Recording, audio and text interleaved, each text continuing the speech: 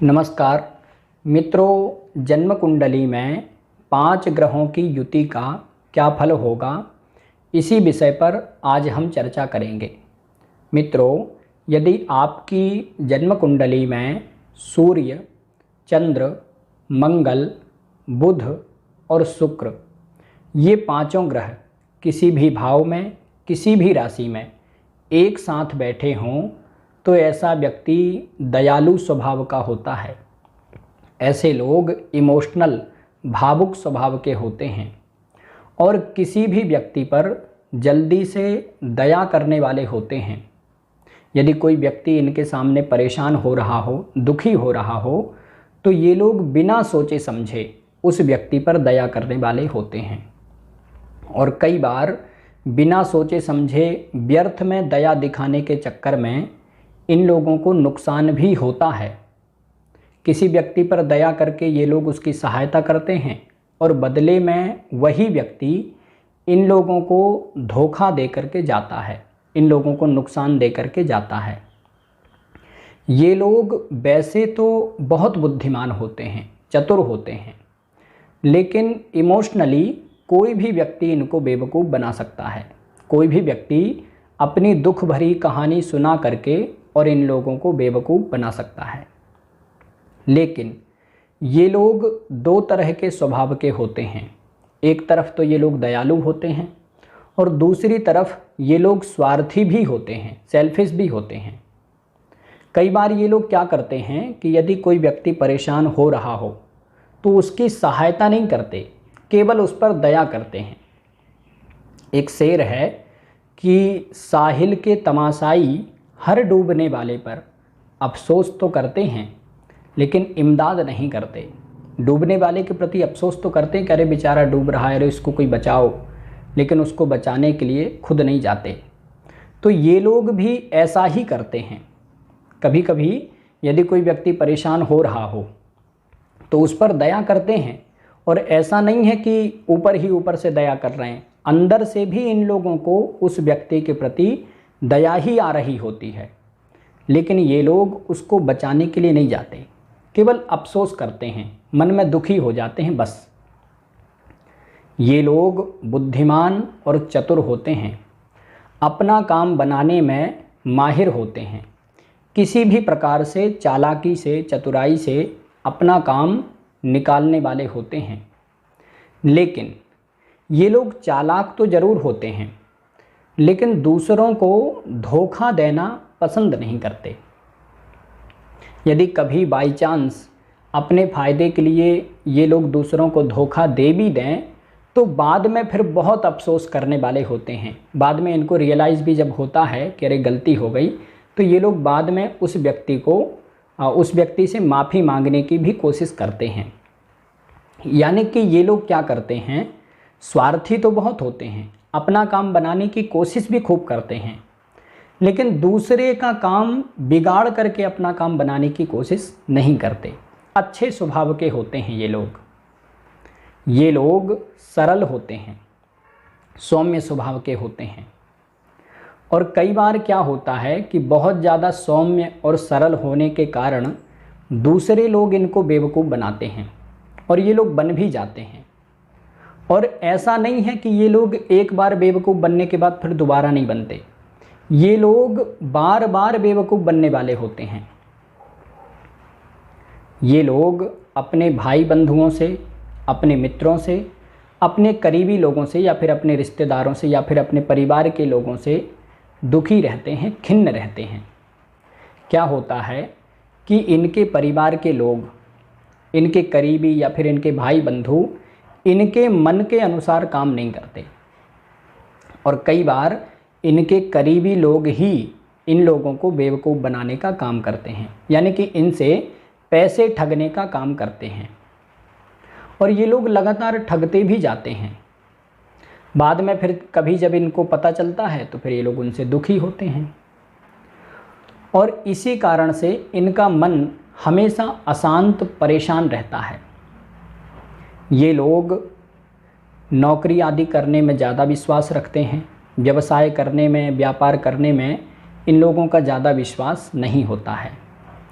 एक fix income in लोगों को पाना बहुत आवश्यक होता है। यदि व्यापार करें और उसमें लगातार उतार चढ़ाव आता रहे तो फिर इन लोगों को मानसिक रूप से बहुत परेशानी होती है। ये लोग चिंता बहुत करते हैं। यदि ये लोग नौकरी भी करें और उस नौकरी में लगातार ऐसी स्थिति बनी रहे कि अब गई तब गई, तो ये लोग ऐसी नौकरी नहीं करते। ये लोग एकदम फिक्स रहने वाली नौकरी करते हैं। इन लोगों को ऐसी चीज़ें ही पसंद आती हैं जो टिकने वाली हों, टिकाऊ चीज़ें पसंद आती हैं।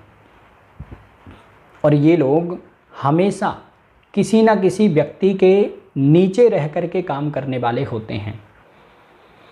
यदि नौकरी करते हैं तो वहाँ पर अपने जो बड़े ऊपर के वरिष्ठ अधिकारी हैं, जो बॉस आदि हैं, उनके नीचे काम करते हैं।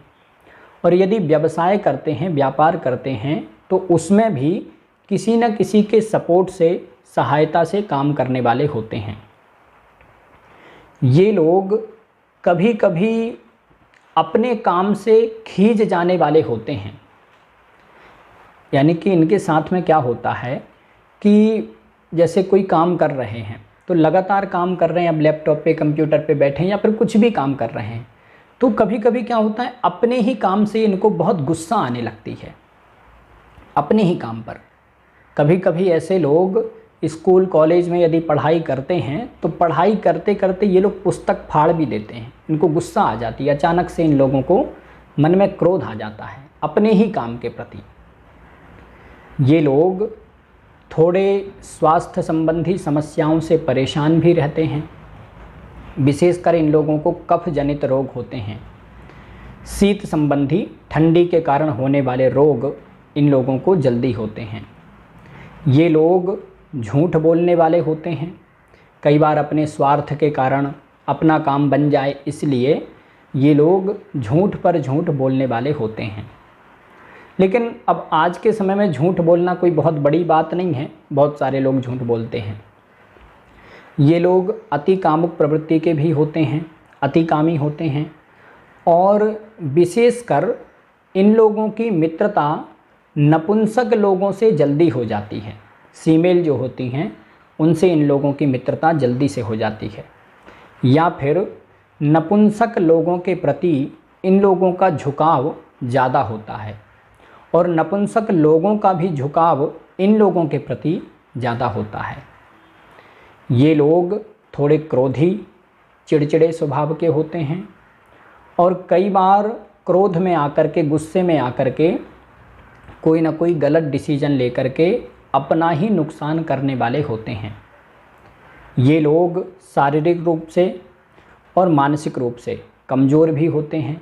ज़्यादातर ऐसे लोगों को मानसिक रूप से कमज़ोर होता हुआ देखा गया है।